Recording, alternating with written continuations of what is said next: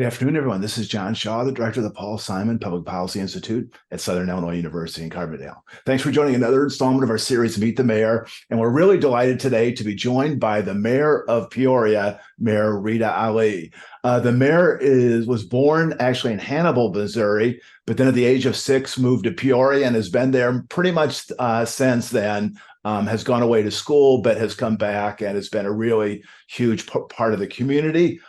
She attended Peoria Public Schools, attended Peoria Manual High School, kind of an iconic high school in Peoria. And then she went to, has an undergraduate degree from the University of Illinois Springfield, a master's from Bradley and Walden University, and a doctorate from Capella University, which is in Minnesota. She spent a lot of her career in higher educations, worked at Bradley, and spent the bulk of her career at Illinois Central College, which is really important kind of foundation of the community there. She established the first international center and became the vice president of workforce and diversity. She's been involved in community organizations since her teenage years. In fact, I think at the age of 14, she became a community organizer and has kept going. She was elected to the Peoria City Council in 2019 and elected mayor in 2021, is doing a lot of interesting and important things in Peoria. So with that, delighted to have Mayor Ali join us. So good afternoon, Mayor. Good afternoon, John. Thank you for having me. Great. Well, I mentioned that you spent your formative years in Peoria, and I read an interview in which you're talking about growing up in Peoria. And I'm just going to read a couple sentences and have you kind of reflect on them. You said, "We grew up on Peoria's south side during a time when neighbors really looked out for one another. Everyone knew everyone on the block and all blocks surrounding their block. We were not only protected, but if we did something wrong, our parents knew that before we got home." Talk about the community you grew up in Peoria. Sure. It was a great community. We had the neighborhood schools Lee School that we would walk to and actually walk home for lunch because they didn't have a cafeteria at the time. So it was the south side of Peoria at that time growing up in the 60s and the 70s. Was a working class community, racially and ethnically integrated. We had the neighborhood stores there, the neighborhood grocery stores, retail shops, and different little mom and pop shops that sold candy and popcorn and things like that. But again, as I indicated, you have a lot of information about me, John. I did, see it as a place where neighbors were very close. Parents were very connected to one another. So, you couldn't go to another house or another area of the neighborhood and get by, with being bad behavior without your parents knowing about it. And, things have changed a lot since that time that I grew up there, where there's been more mobility, less homeowners in the area, a lot of, I would say, middle class and white flight that has taken place. And just, the poverty level of the area has increased significantly. And it's more of a highly distressed zip code and community area. In the same interview, you're talking about your family. I think you're the middle of 3 children, and you're talking about your parents and said you're recalling the fact you'd go fishing together, camping, bowling, went to the motorcycle races, probably the Peoria Speedway, if I'm going to guess there. And then also you told the story about your dad, who I guess got an old bread truck and turned it into a family camper. Is that right? Yes, we'd love to go. We didn't realize that we were fishing for meals that we didn't have. We were just doing it for recreation and fun as far as the kids were concerned. So yeah, my father was a fisherman, and my mother too. They cleaned fish together. And as a family, we'd love to go camping and different recreational. They were pretty active parents, and they were active in their children's lives, and they introduced us to a lot of new things, new experiences. And so, of course, I was the middle child, so I always said I was the most balanced. But at this, my younger sibling and older siblings certainly disagree with that. But yeah, we were very close-knit family, and our neighbors were like family as well. In fact, our homes were so close together, with Wayne McLean, Wayne McLean's cousin, but he was a famous basketball player at Manual and coach as well. But the two homes were so close together that at night we would raise the windows up and we would pass things back and forth through the windows. That's one of the experiences that I remember growing up on Johnson Street. Great. Well, then, and in your various interviews, you talk about just the importance of education in your life. Bradley, Illinois Central College. I mean, you have, a PhD, a master's degree, et cetera. And in one interview, you said something like, "I guess you can say I'm a lifelong learner." And then later you said, "I was meant to be an educator." Talk about, how these higher education experiences shaped you. Sure, John. My mother was my first teacher. I didn't go to kindergarten. Kindergarten at that time was not a requirement in Missouri anyway. That's where I was at first. And so when I came to Peoria at 6, I went right into first grade, and I was on par with the other students because of what had happened at home. And my mother had well prepared me for education. And so I was reading early and had a pretty good foundation. But, I couldn't speak well. My S's sounded like THs. So if I say see, saw, it would sound like the, thaw. So I learned, and they assigned me a speech pathologist. I didn't know what that was at the time, but a man who pulled me out of class and started teaching me how to pronounce certain words. He used a unusual device called a tape recorder. And he let me hear how funny I sounded, saying thee, thaw. And he taught me to put my tongue behind my teeth. And it was just like, wow, that's all I had to do. And, just one day that was a real door opener for me. And I was able to pronounce my S's much better. But, just growing up, going to public schools in Peoria, I became active in my high school in politics. That's where I first got involved running for freshman class president at Manual and being elected to that position. That was my first really journey into politics, campaigning and getting elected. But then going on to, after high school, getting involved in the community and community organizations and advocating for people's rights, civil rights, I would say, women's rights, human rights. Really, got me on fire for my community. And ultimately, I realized the importance of education and how it would play a role in my my future career, how it would play a role in my future home ownership or just quality of life. And it seems that the more education that I got, the better quality of life I was able to have, especially during that time early on. After high school, I became a single parent of my daughter, Brandy. And so it was difficult. I was living in poverty and going to school at the same time. It took me 8 years to finish my bachelor's degree because I was trying to raise my child, work, and attend school all at the same time. So it was very challenging. Sometimes, meals were a challenge. Paying rent was a challenge. And so I depended for a period of time on the welfare system as well, to meet my needs and to survive. Well, let's talk about your foray into politics. You were first elected to the Peoria City Council in 2019. But if I read your bio right, you had actually run for the 5th district seat earlier, and you lost by 1 vote. Is that right? I am the poster child for every vote counts.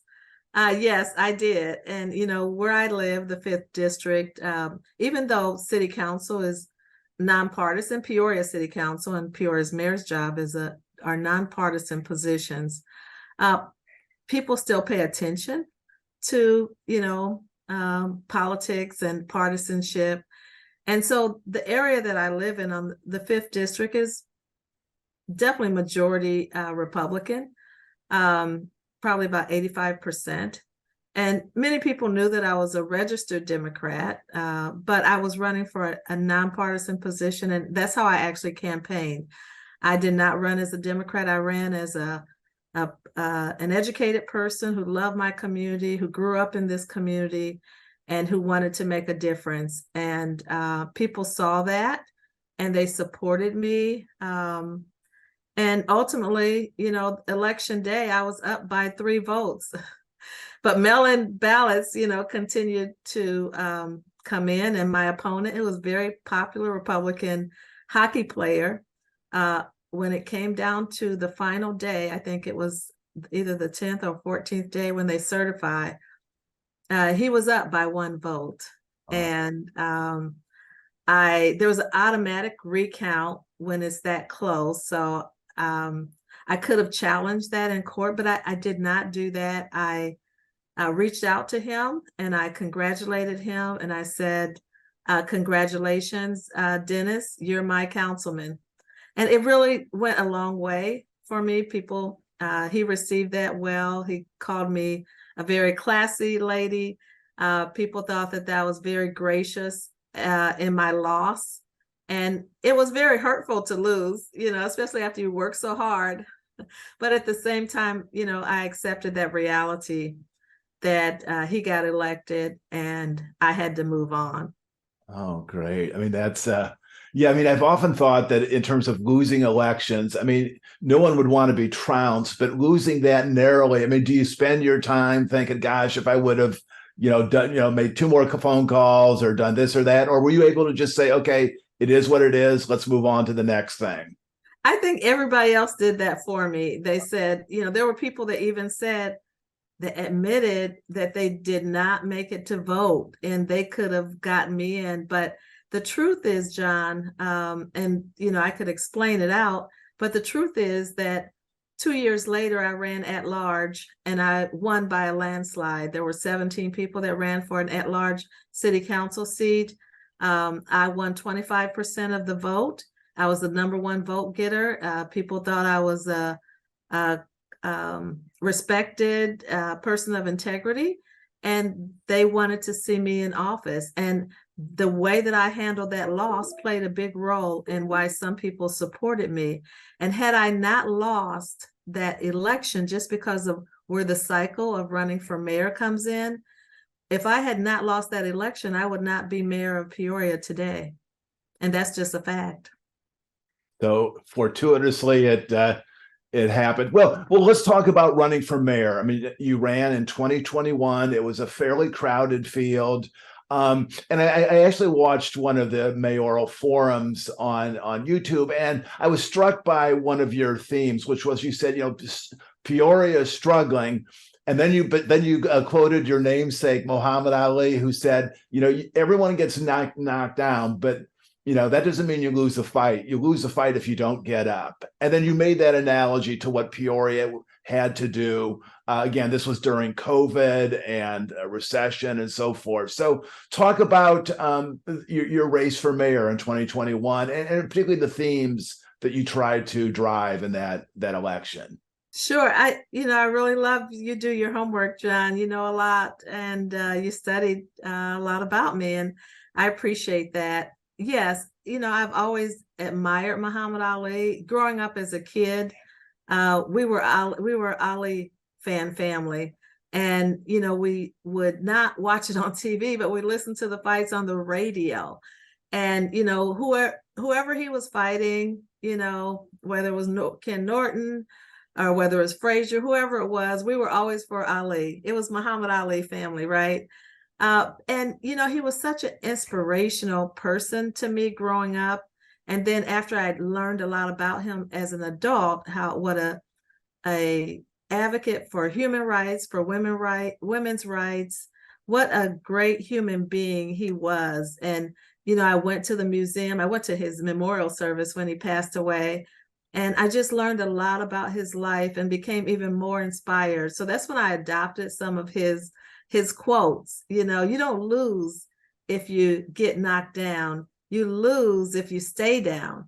And, that's how I feel about Peoria. Peoria had been through a lot of challenges. We were 24/7 Wall Street said we were one of the worst places to live in the country for African Americans. There were a lot of, negative publicity about Peoria, but Peoria was where I grew up. I love this place. We have one of the most affordable housing in the country. We're a river city. There's so many wonderful things about Peoria, as you know. And so I ran on Peoria as having great potential, great possibilities, that we are positioned for prosperity and progress.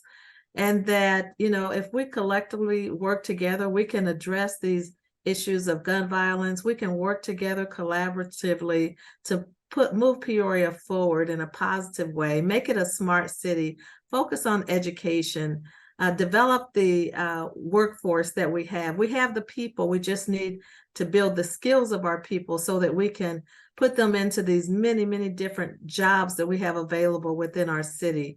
So that's what I ran on. I ran on equity, on education, on the future of Peoria, revitalization, neighborhood revitalization, and all those things that I found to be important to the city of Peoria. I want to dive into those issues in just a second, but I also, I guess, want to at least make note of just kind of the historic nature of your candidacy. And I want to quote a couple sentences from, I think it was Inauguration Day for you, in which you said, "I would be remiss if I did not mention the historic meaning of today. The city elected its first woman after 185 years. Then you go on to say, one of the root causes of prejudice is status inequality. Electing me helps address this by putting a woman and a person of color in a leadership role. That will go a long way to breaking down those perceptions." Tell us about what it's like to be a trailblazer as mayor of Peoria. Thank you. It's just a great honor to be in this position, because I know, as the first woman, as the first person of color, the first Black person, that I won't be the last. That my being in this role has already inspired other young people to say, if she can do that, maybe I can too. There was one family of actually a young Black family. The young lady was in Peoria Community Leadership School. And she said she had two girls and they followed my race. And when I won the election, they were just jumping up and down, at the television, we won, we won, we won, not I won, we won. And she also has a young little boy who's, I think, 3 or 4 years old. And she said one day he asked, "Can boys be mayor too?" And I just thought that was so cool. Yes, they certainly can. They have, for 185 years. But just the fact that my being in this role it's made me in great demand. Didn't realize I would be in so much demand, to speak at, different places and to attend different events, even family reunions. So it's a very unique, very honored position that I'm in, to break that glass ceiling. But I'll tell you, it's not the first glass ceiling, John, because I was Bradley University's first director of multicultural student services. I was Illinois Central College's first Black woman to serve as a vice president there. And there's been just other opportunities where I've been fortunate to be a first, and it makes me feel good to make a difference. Great. Well, let's talk about some of the issues that you're confronting, and the one that I guess kind of shapes much of everything else is economic development. And I know Peoria suffered a tough blow a few years ago with CAT's departure from downtown Peoria as its international center to Deerfield, and then it's moved on to Texas. But there's also a lot of other things that are good that are happening. I know the what I used to call St. Francis, I guess it's called OSF now, is thriving, growing, and I think it employs something like 13,000 plus in Peoria. Caterpillar still has about 12,000. I know Bradley has a robust workforce. Tell us about the economic challenges that Peoria is tackling right now.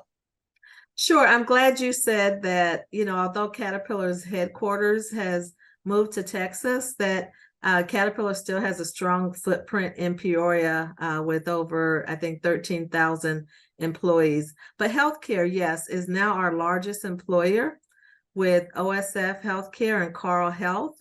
Carle Health just recently took over after Unity Point Health, and they have several facilities. But between the two, those organizations have over 3,000 job openings in our area. So, there's Peoria Public Schools that is a large employer here, the Peoria School of Medicine. We have a number of both not-for-profit and for-profit entities that continue to thrive and have opportunities for employment, professional as well as non-professional and paraprofessional positions. But yeah, we're looking to grow our workforce, grow our economy through existing and new industries in Peoria. We're looking to attract more industries, including those in the biotech area. We have some incentives for biotech companies to come to Peoria, but we've had over the last several years several new industries to join the city or to expand. There's been a lot of expansion. We have a company called Pringle Robotics. They have now, I think, about 55 employees, but within the next year look to hire 100 more. But their projection over the next several years is several hundred employees. The same with a company called Natural Fiber Welding. They started out here in Peoria. They are homegrown, and they have two different not just offices, but workplaces here in the city of Peoria. They are also looking to grow their workforce. So, we want to nurture those businesses, provide incentives and an open door and opportunity for other businesses that are looking to come to our area. Again, healthcare and those suppliers, those are our biggest employers, our biggest industries. And so we don't see that slowing down. We see that growing because OSF has a new cancer center that is going to open over the next year and a half. Carle Health has expanded in mental health services. And, we're just such a city of gratitude. And we're very grateful for what is happening and what we see coming our way. But the forecast for economic development is very good.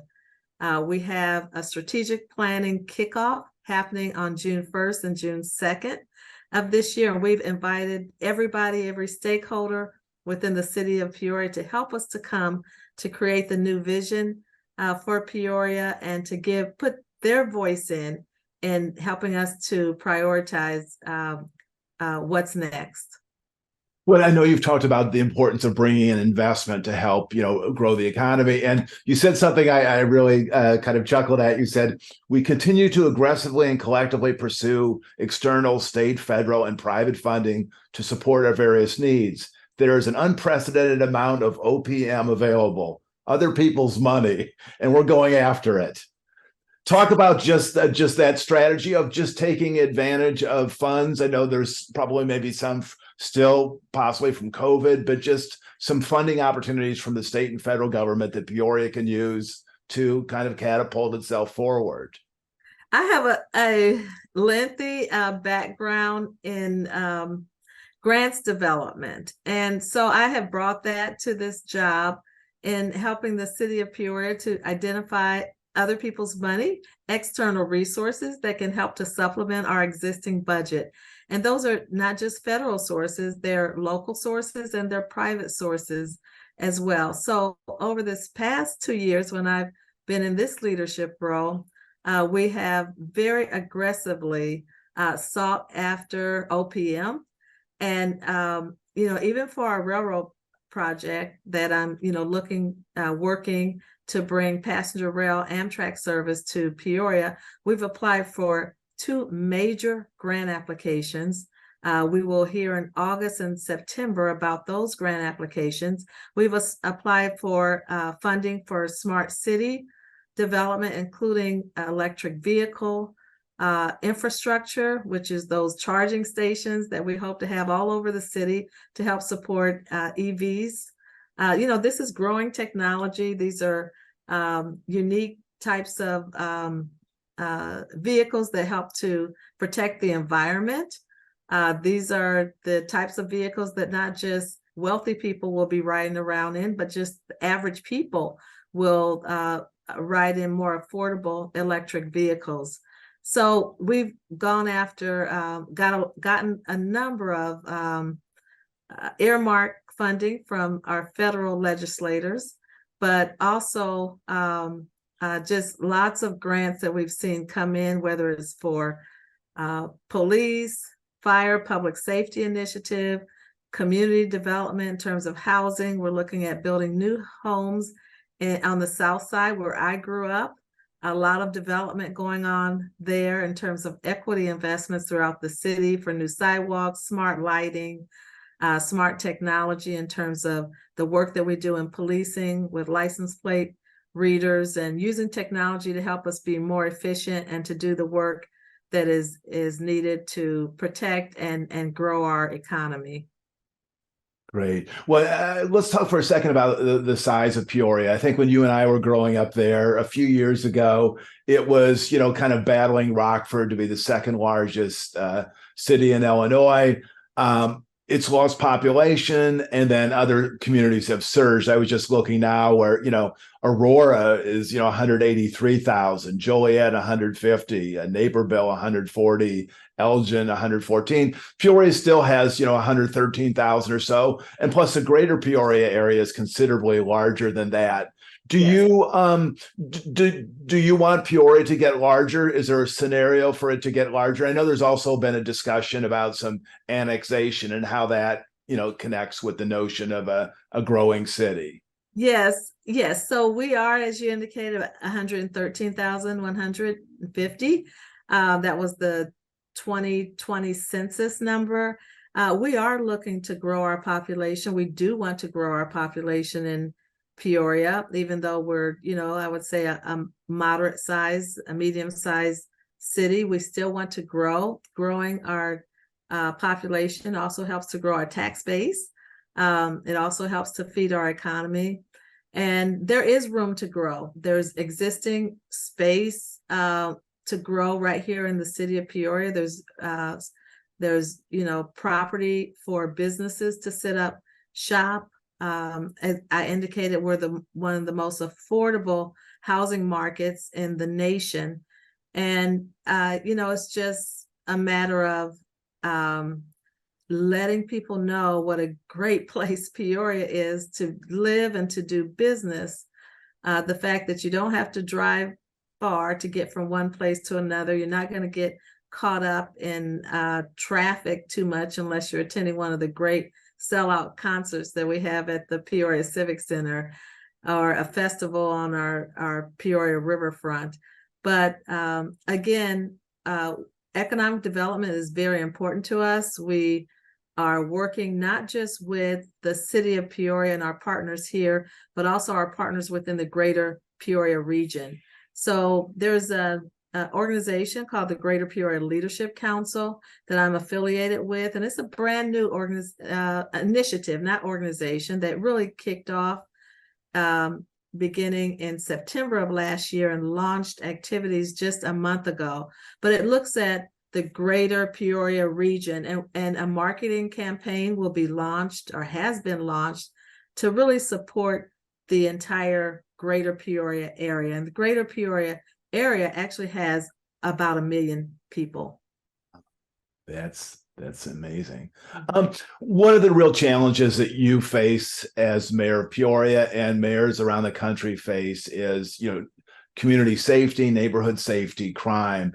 And you were featured very prominently in a Politico series on called the Mayor's Club about 50 important mayors and what they're dealing with. And one of the questions you were asked in this interview is, so, what keeps you up at night? And you said, kids with guns, access to guns by youth and youth shooting and homicide incidents are the types of situations that keep me up at night. Now, I know there's been some significant progress in the last 6 months or a year or so, but tell us where things stand in Peoria's effort to get, fully on top of this crime challenge. Gun violence has just, been a huge problem in Peoria and across the nation.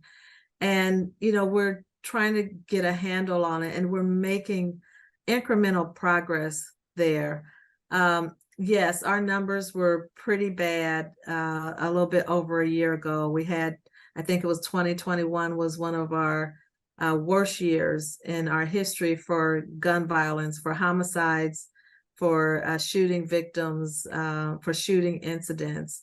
And so after, I think it was about 6 months after I got in this position, I pulled together local leaders and non-for-profit leaders in the community, many of them within the African-American community, along with the police. And the reason I targeted leaders and initiatives, individuals from the African-American community, because when you look at the victims of gun violence and you look at the perpetrators of gun violence in Peoria, it was primarily that population, somewhere in the 90 percentile. So we have to involve the people and the leaders within that community who identify with those victims, who identify with those perpetrators, and have some relationships. And so we, not exclusively, but I brought that group together with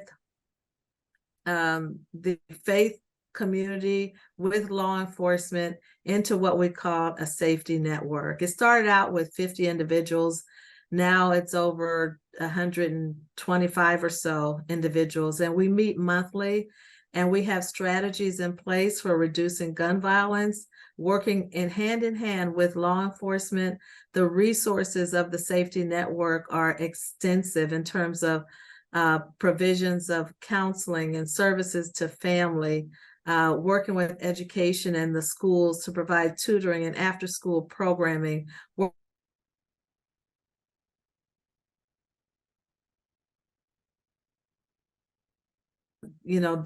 Deterring certain groups and reaching out to these children who are in the juvenile detention facilities and working with them, identifying the hottest spots for gun violence that we have in Peoria, and applying different interventions there. We know that we have two really hot spots, and they're the same gun violence hot spots that we've had historically for decades. So we're doing something different. We're not doing the same thing and expecting a different result. We have Cure Violence that is starting in one of those locations. We have our safety network that is now boots on the ground, reaching out block by block, wrapping resources around the households that live within the most violent crime areas of our city. We're providing opportunities to those households, to those families, to those children. And we believe that it is making a difference, and that it will make a difference over time. Just today, our police chief reported out where we are compared to this time last year. So in some cases, for homicides, we're down 50%. With regard to shooting victims, is somewhere like 30%. When it comes to all areas of gun violence, we're in the green compared to this time last year. So we know that we're making a difference. Police, we have a police chief that came on 6 months after I came, and he is very community oriented. He's trying new things. We have a task force comprised of federal law enforcement, state, county, a task force that is unique to Peoria, unique with the FBI being involved. They are apprehending criminals and identifying those activities like we've never done before. So there's some unique co-response, a pilot program that we're doing for co-response that's putting social workers involved in responding to domestic police incidents. And we're just, working collaboratively to make a difference.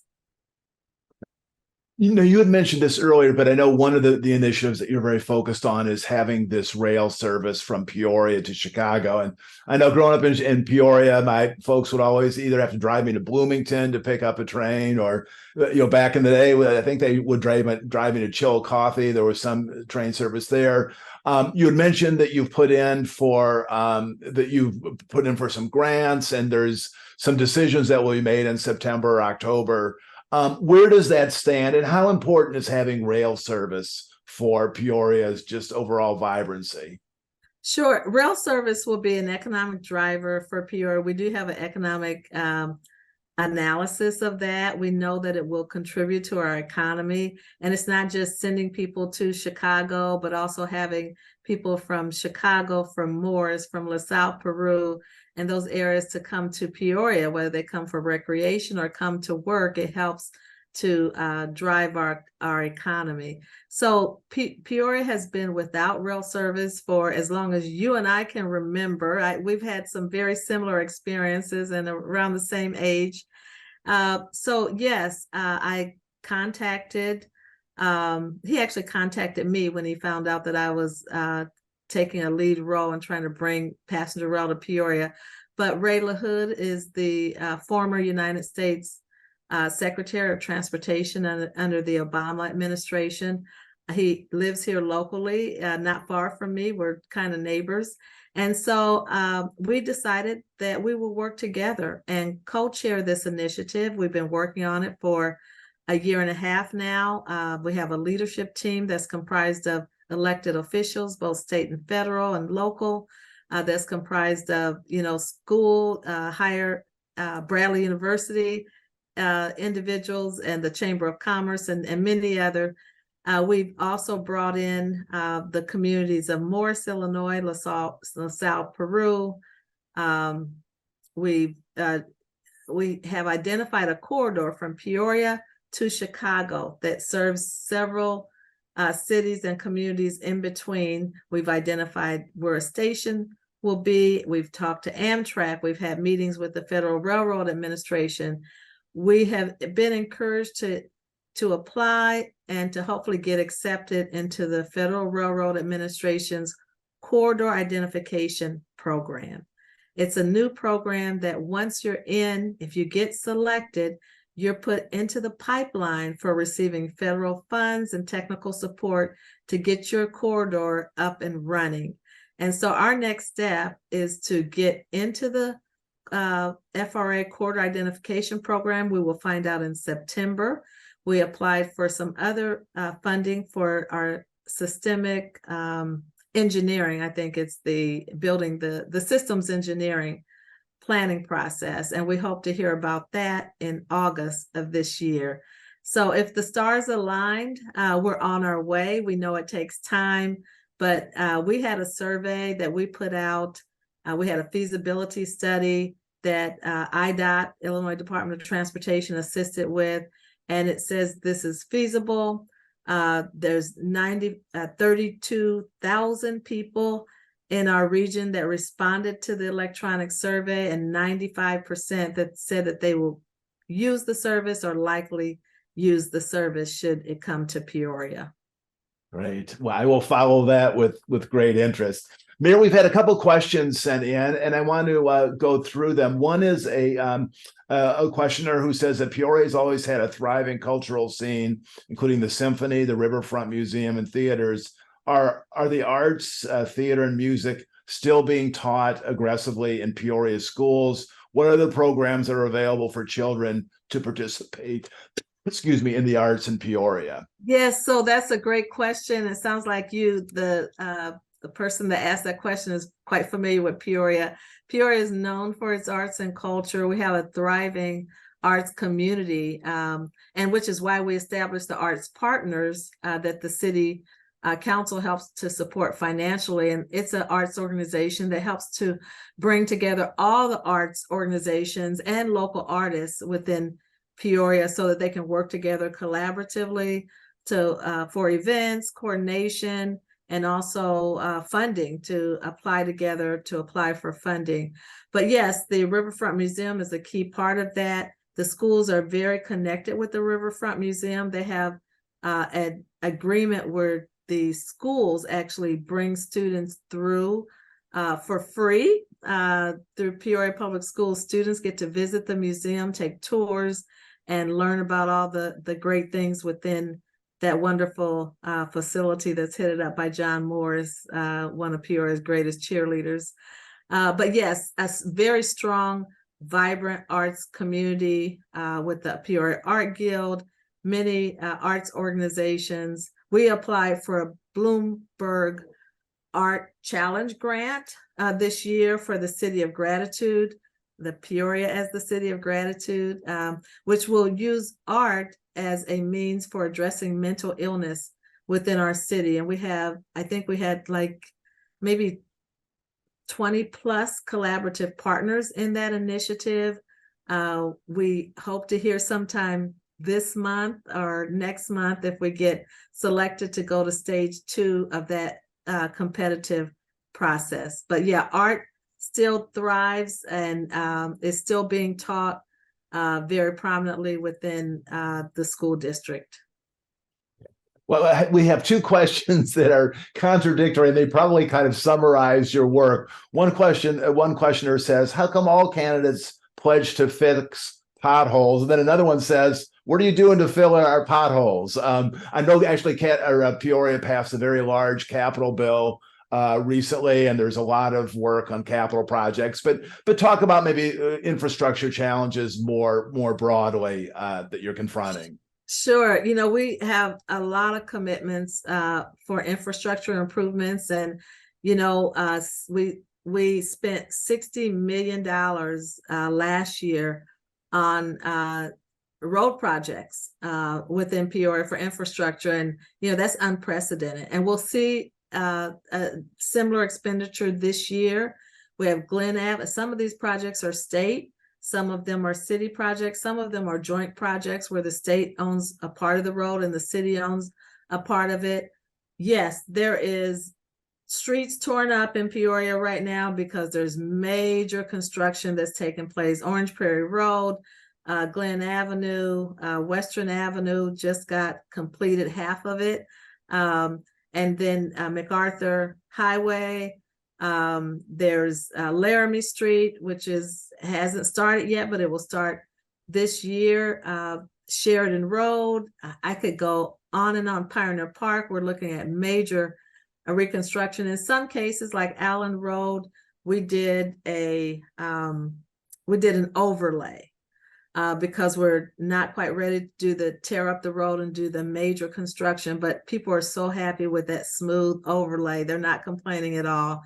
But again, we live in the Midwest. We live in this region where it gets very cold, and it causes our roads to buckle and to tear up, and we have more potholes than California and some of the other, warmer climate cities. But we try to get to those as soon as possible, and we do ask patience, and we do ask, our residents and our users of our streets, if there's something that we have not gotten to that you see as a big problem, call it in. And you can send me an email as well, and I will forward it and get it done. But yes, call it in and we'll try to take care of it as soon as we can. But yeah, you'll see major improvements. It will be uncomfortable for a while to have to take a detour, but it will be worth it in the long run. Major investments in our roads. Okay. Well, you mentioned your strategic planning process that starts, I think you said June 1st and June 2nd. Tell us what you hope to achieve. I mean, I've been part of a couple of strategic planning processes, and, some of them are really serious and they really try to think ahead and chart a future. Others, frankly, are a bit more pro forma and feel like they're just trying to kind of go through the motions. I mean, how can you organize the strategic planning process in a way that it actually, tightens and sharpens and accelerates Peoria's mission? Yeah, great question, John. I think that our sessions are well thought out. We have asked our participants to invest 6 hours in our strategic planning kickoff. And that will be 3 hours one day, which is a Thursday, and 3 hours the next day, which is a Friday. They can choose 2 morning sessions or 2 afternoon sessions. And so what they can expect is to hear some information, to get an overview of our current situation by our city manager, that they can get an overview of existing plans for Peoria, existing funding projects that we have, funded projects that we have in place, so they can really find out what's happening that they may not fully know right now. And then they can also understand how diversity, equity, and inclusion, how crime reduction, and how arts and culture fall into all these different areas that we're going to focus on. So we're looking to focus on the revitalization of downtown Peoria. We're going to look at neighborhood revitalization. We're going to look at economic and workforce development.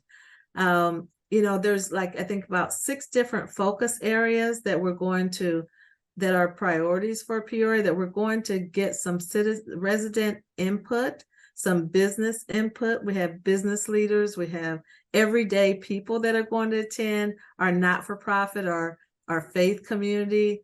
Just after that first week, we had over 213 people that signed up. So we're looking for a good turnout. The deadline is May the 26th. So I'm expecting well over 300 people to participate in this process, giving us your feedback. We will have kind of a large group overview, but we're going to break into small group discussions, a safe place, and really groups that are hopefully no more than 15 people in each small group discussion. So you can feel free to have space for your voice, to share your thoughts, your concerns, your ideas, and tell us, what do you think are the priorities for Peoria? What should we be focused on, and what should we be spending money on? Because really, this process, which is going to be a 4 to 5 month process, this is just the kickoff, is going to help us to inform our budget process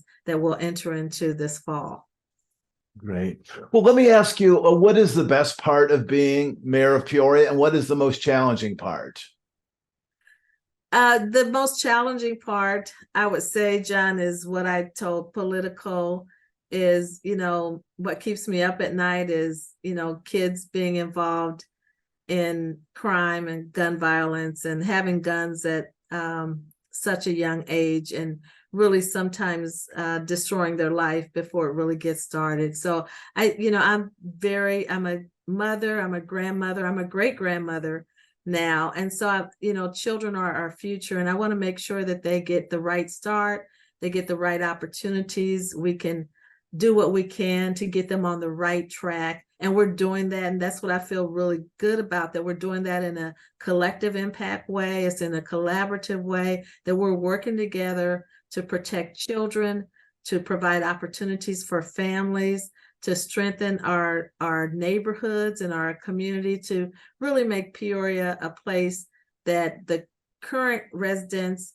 begin or love and want and feel safe and thrive, and then make it attractive to others to want to come and live here. So I think what I feel really good about is that we work together collaboratively. So that's one of the best things about Peoria, is that it's a caring community. We know how to work together. We know how to come together collectively to solve our problems. And there's so many examples of that I could talk all night about the ways that we've already done that and that we plan to do that. So that's one of the challenges, and that's one of the great things that I feel good about. And just one more little example.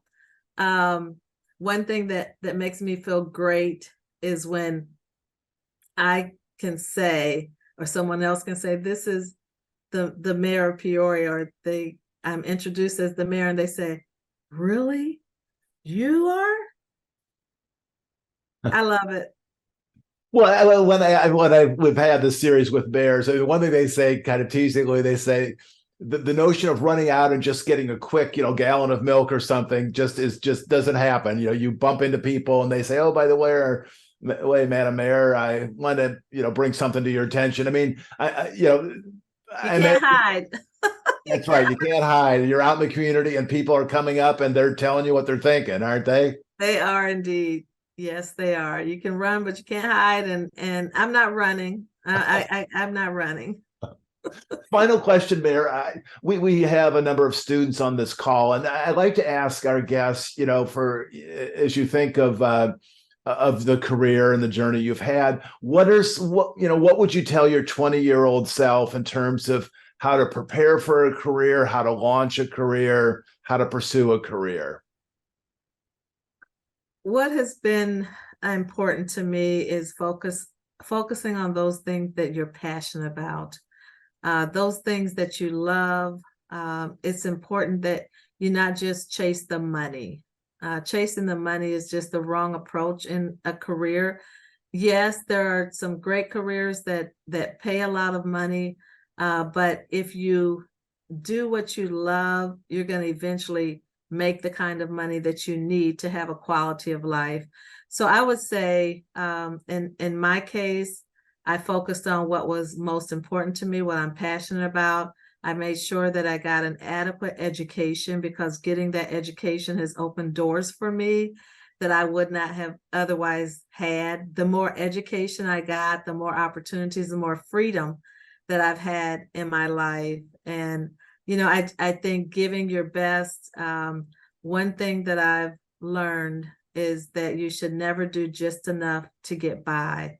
You have to do so much more if you want to be successful in life. Doing just enough to get by is not enough to be successful in your relationships, in your career, or in your personal life. Great. Well, Mayor, thank you so much. It's really been a delight talking to you and learning about the really important things that are going on in Peoria. And I look forward to keeping in touch. Let me just ask you, for people who are interested in following your work in Peoria, is there particular social media they should follow? I know that the mayor's office has a really good website. How can people from around Illinois follow the work and going on in Peoria? Really, the best location is our website. There is a link to the mayor's page, and I have several links, and I'm going to have several more links because we have some things that we've decided will go on the mayor's webpage. So I would say there's a lot of information on our newly designed website. We think it's a lot more user-friendly, and it will have a lot more content and information moving forward. So yes, thank you for having me, John. It's been great to meet you. You've done a lot of great homework, and it's been a pleasure to be on your show. Great. Well, thank you, Mayor. And I look forward to meeting in person during my next trip in Peoria. I'll send you Give a me note a ahead of call. time. I look forward to it. Thank you. Great. Thank you. And thanks to all you for watching another edition of our series, Meet the Mayor. We'll have this video on our website in the coming days. Please show it to family and friends. Thanks for supporting the Institute. Thanks for following the Institute. And thanks for helping us keep the memory of Paul Simon alive and well. Thanks so much.